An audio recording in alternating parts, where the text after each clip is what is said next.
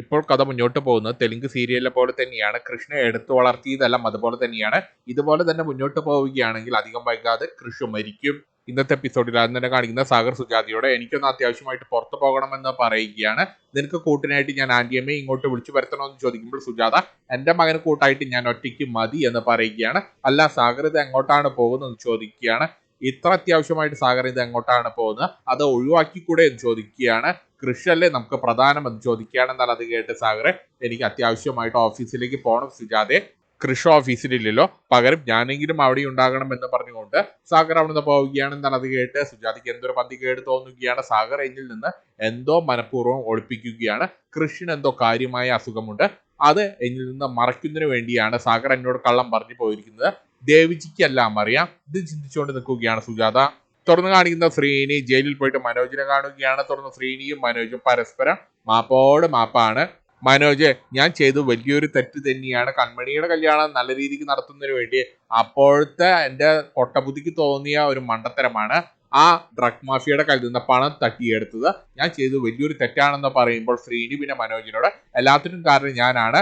ഈ വീട്ടിലെ സകല ബുദ്ധിമുട്ടുകളും ബാധ്യതകളും നിങ്ങളുടെ തലയിൽ ഞാൻ അനാവശ്യമായി കൊണ്ടിട്ട് നിങ്ങളെ കൊണ്ട് തുമ്പിയെ കൊണ്ട് കല്ലെടുപ്പിക്കുന്ന ഒരു അവസ്ഥയിലേക്ക് എത്തിച്ചു. എല്ലാത്തിനും കാരണം ഞാനാണെന്ന് പറഞ്ഞ് ശ്രീനിയും മാപ്പാണ്. തുടർന്ന് ശ്രീനി വന്നിട്ട് പോലീസുകാരോട് സംസാരിക്കുകയാണ്. സാറേ, മനോജിന് ജാമ്യം എന്താ ചോദിക്കുമ്പോൾ പോലീസുകാരെ പിന്നെ ശ്രീനിയോട് മനോജിനെ ഇന്ന് കോടതിയിൽ ഹാജരാക്കും, താൻ അവിടെ നിന്ന് പോയിട്ട് മനോജിന് ജാമ്യം എടുത്തോളാൻ പറയുകയാണ്. തുറന്നു കാണിക്കുന്ന കൃഷ്ണ കാണുന്നതിന് വേണ്ടി ആശുപത്രിയിലേക്ക് കരഞ്ഞ് നിലവിളിച്ചുകൊണ്ട് കൺമണി ഓടി വരികയാണ്. തുറന്ന് കൺമണി വരുമ്പോൾ ICUവിന്റെ പുറത്ത് സുജാത ഇരിക്കുന്ന കൺമണി കാണുകയാണ്. തുറന്ന് കൺമണി അമ്മയെ വിളിക്കുകയാണ്. അമ്മയെ നീട്ടി വിളിച്ചുകൊണ്ട് കരഞ്ഞുകൊണ്ട് സുജാതയുടെ അടുത്തേക്ക് ചെല്ലുകയാണ്. തുറന്ന് സുജാത കൺമണിയെ ആശ്വസിപ്പിക്കാൻ പാടുപെടുകയാണ്. തുറന്ന് കൺമണി സുജാതയ്ക്കൊപ്പം കമ്പനി കൂടി ഇരുന്ന് രണ്ടുപേരിരുന്ന് കരയുകയാണ്.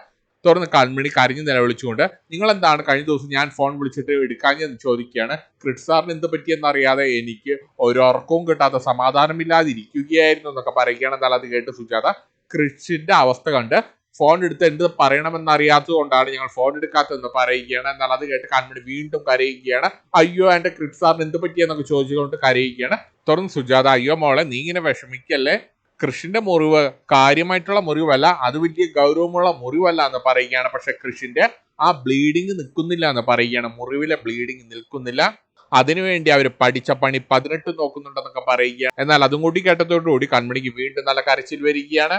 തുറന്ന് രണ്ടുപേരും ICUവിന്റെ ഡോറിന്റെ മുഖത്തേക്ക് നോക്കിക്കൊണ്ട് രണ്ടുപേരും കരഞ്ഞുകൊണ്ടിരിക്കുകയാണ്. തുറന്ന് കാണിക്കുന്ന സാഗറാണ്. സാഗർ സിസ്റ്റർ അമ്മയെ കാണുന്നതിന് വേണ്ടി ഹോസ്പിറ്റലിലേക്ക് ചെന്നിരിക്കുകയാണ്. തുറന്ന് സാഗറിനെ കണ്ട് സിസ്റ്റർ അമ്മ, അയ്യോ സാഗർ ഒറ്റയ്ക്കേ ഉള്ളൂ, കൃഷും കൺമണി എവിടെയെന്ന് ചോദിക്കുകയാണ്. എന്നാൽ ആ ചോദ്യം കേട്ട് സാഗർ ഇങ്ങനെ തലകുമ്പിട്ട് ഇങ്ങനെ ഗൗരവത്തിൽ ഇരിക്കുകയാണ്. തുറന്ന് സാഗറിന്റെ ഇരിപ്പ് കണ്ട് സിസ്റ്ററമ്മ പിന്നെ സാഗറിനോട്, സാഗറിന് എന്നോട് എന്തോ ഗൗരവമായിട്ടുള്ള കാര്യം സംസാരിക്കാനുണ്ടല്ലോ എന്ന് ചോദിക്കുകയാണ്. എന്നാൽ അത് കേട്ട് സാഗർ, അത് സിസ്റ്ററമ്മേ, എനിക്ക് കുറച്ച് ഗൗരവമുള്ള കാര്യം പറയാനാണ് ഞാൻ ഇപ്പോൾ ഇങ്ങോട്ട് ഓടിപ്പടച്ചെത്തിയതെന്ന് പറയുകയാണ്. പക്ഷെ അത് എങ്ങനെ പറയണമെന്ന് എനിക്കറിയില്ല എന്ന് പറയുകയാണ്.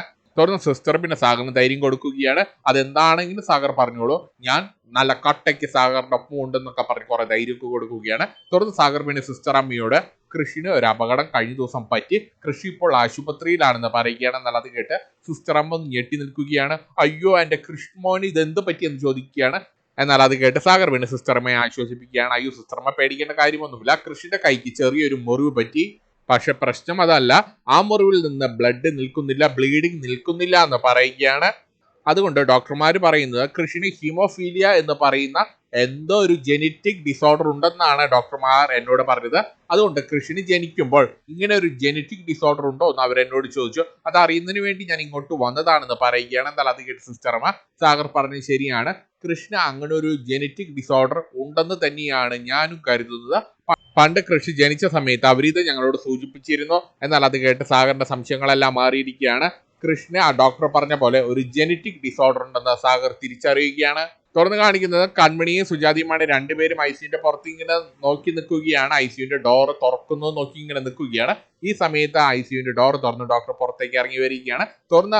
ഡോക്ടർ പുറത്തേക്ക് ഇറങ്ങി വരുമ്പോൾ കൺമണി ഓടിച്ചെന്ന് ഡോക്ടറോട്, അയ്യോ ഡോക്ടർ, ഞാൻ ക്രിഡ് സാറിന് കല്യാണം കഴിക്കാൻ പോകുന്ന പെൺകുട്ടിയാണ്, എനിക്ക് എന്റെ സാറിനെ ഒന്ന് കാണണമെന്ന് കരഞ്ഞ് നിലവിളിച്ചുകൊണ്ട് പറയുകയാണ്.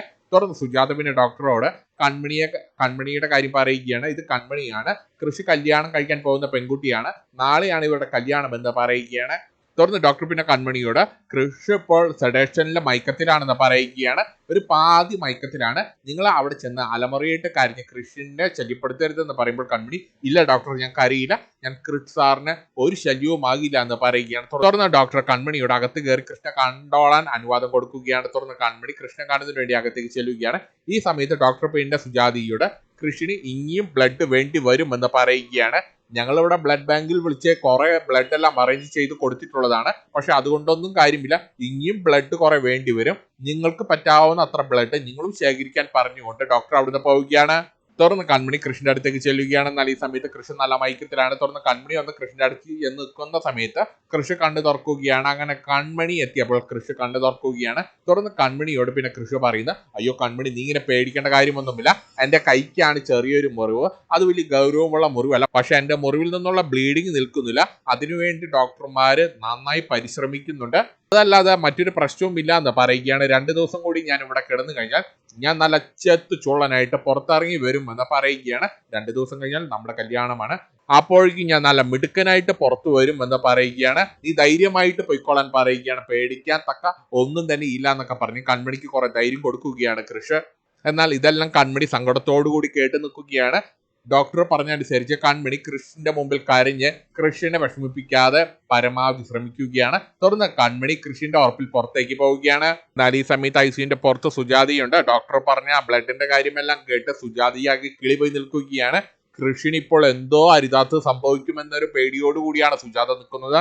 തുറന്ന് കാണിക്കുന്ന ഗോകുലാണ്. ഗോകുല് വീടിന്റെ മുറ്റത്തേക്ക് പൂമുഖവാതിക്കൽ ഇങ്ങനെ നോക്കി നിൽക്കുകയാണ്, അച്ഛന്റെ വരവ് നോക്കി. ഈ സമയത്ത് ശ്രീനി ഒറ്റയ്ക്ക് വരികയാണ്. തുറന്ന് ശ്രീനിയെ കണ്ട് ഗോകുല്, അയ്യോ അച്ചച്ച, എന്റെ അച്ഛൻ എവിടെ? എന്റെ അച്ഛനെ കൂട്ടിക്കൊണ്ടു വരാമെന്ന് പറഞ്ഞിട്ടല്ലേ ശ്രീനി അച്ഛൻ ഇവിടുന്ന് പോയത്, എന്നിട്ട് എന്റെ അച്ഛൻ എവിടെയെന്ന് ചോദിക്കുകയാണ്. തുറന്ന് അങ്ങോട്ടേക്ക് ധനലക്ഷ്മിയും അമ്മായിയും കൂടി വരികയാണ്. തുറന്ന് അമ്മായി പിന്നെ ശ്രീനിയോട് മനോജിന്റെ കാര്യം ചോദിക്കുകയാണ്. മനോജിന് ജാമ്യം കിട്ടിയോ എന്ന് ചോദിക്കുമ്പോൾ തുടർന്ന് ശ്രീനി മനോജിനെ പോലീസ് കോടതിയിൽ ഹാജരാക്കി, പക്ഷെ കോടതി മനോജിന് ജാമ്യം കൊടുത്തില്ല എന്ന് പറയുകയാണ്.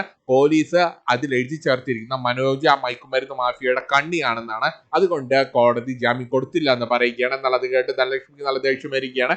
എന്റെ ഭർത്താവും പോയി, എനിക്ക് എന്റെ സ്വർണവും പോയി, എന്റെ 51 പവൻ സ്വർണം എനിക്ക് പോയിരിക്കുകയാണ്, ഞാനിങ്ങനെ എന്ത് ചെയ്യുമെന്ന് ചോദിച്ചു നല്ല ദേഷ്യത്തിൽ തലയ്ക്ക് കൈവച്ചുകൊണ്ട് പ്രാകുകയാണ്. എന്നാൽ അത് കേട്ട് അമ്മായിക്ക് ദേഷ്യം വരികയാണ്. ധനലക്ഷ്മി, നീ പറയുന്നൊക്കെ ഞങ്ങൾക്ക് മനസ്സിലായി, എന്നിരുന്നാലും ഇങ്ങനെയൊക്കെ പറയാൻ പാടുണ്ടോ എന്ന് ചോദിക്കുമ്പോൾ അമ്മായിയോട് ദേഷ്യപ്പെടുകയാണ് ധനലക്ഷ്മി. അമ്മായിക്ക് അതിന്റെ ബുദ്ധിമുട്ട് പറഞ്ഞാൽ മനസ്സിലാകില്ല, ഞാൻ ഇത്ര നാൾ കഷ്ടപ്പെട്ടുണ്ടാക്കിയ സ്വർണമാണ് 51 പവൻ, അതിന്റെ വില അമ്മായിക്ക് മനസ്സിലാകില്ല എന്ന് പറയുകയാണ്. പിന്നെ കല്യാണം പോലും കഴിക്കാത്ത അമ്മായിക്ക് ഒരു ഭർത്താവ് നഷ്ടപ്പെടുമ്പോൾ ഉണ്ടാകുന്ന വേദനയും അറിയില്ല എന്ന് മോനെ വെച്ച് പറഞ്ഞുകൊണ്ട് ധനലക്ഷ്മി നല്ല ദേഷ്യത്തിൽ പോവുകയാണ്. എന്നാൽ ഇതെല്ലാം കേട്ട് ശ്രീനിക്കും അമ്മായിക്കും നല്ല സങ്കടം വരികയാണ്. തുറന്നു കാണിക്കുന്ന മാനസിയാണ്. മാനസികന് ചിന്തിച്ചു നിൽക്കുകയാണ്, കൃഷ്ണ എന്തായിരിക്കും പറ്റിയിട്ടുണ്ടാവുക? കൃഷ്ണനുണ്ടായ മുറിവ് വലിയ ഗൗരവമുള്ളതായിരിക്കുമോ? കൃഷ്ണ സീരിയസ് ആയിട്ട് ICUലായിരിക്കുമോ? കൃഷ്ണ എന്തായിരിക്കും സംഭവിച്ചിട്ടുണ്ടാവുക? ഇതെങ്ങനെ അറിയും? ഒരു കാര്യം ചെയ്താലോ, സാധാരണ സുജാത ആന്റിയോ വിളിച്ചാലോ എന്ന് ഇങ്ങനെ മനസ്സിൽ ചിന്തിക്കുകയാണ്. അല്ലെങ്കിൽ വേണ്ട, എൻ്റെ നമ്പർ കണ്ടാൽ അവർ ഫോൺ എടുക്കില്ല, അല്ലെങ്കിൽ പിന്നെ ഒരു കാര്യം ചെയ്യാം, കൺമണിയെ വിളിക്കാം. തുറന്ന മാനസ ഫോൺ എടുത്തിട്ട് കൺമണിയെ വിളിക്കാൻ നിൽക്കുകയാണ്. എങ്കിൽ വേണ്ട, കൺമണിയെ വിളിക്കണ്ട, കൺമണിയെ വിളിച്ചാൽ ശരിയാകില്ല, ഈ സമയത്ത് കൺമണിയെ വിളിച്ചാൽ കൺമണിക്ക് വല്ല സംശയം തോന്നും എന്ന് ഇങ്ങനെ ചിന്തിക്കുകയാണ്. എങ്കിൽ പിന്നെ മറ്റൊരു കാര്യം ചെയ്യാം, ആന്റിയമ്മയെ വിളിച്ച് കാര്യങ്ങൾ അന്വേഷിക്കാം എന്ന് മനസ്സിൽ ചിന്തിച്ചുകൊണ്ട് ആന്റിയമ്മയെ ഫോൺ വിളിക്കാൻ നിൽക്കുകയാണ് മാനസ. ഇതും കാണിച്ചുകൊണ്ടാണ് ഇന്നത്തെ എപ്പിസോഡ് തീരുന്നത്.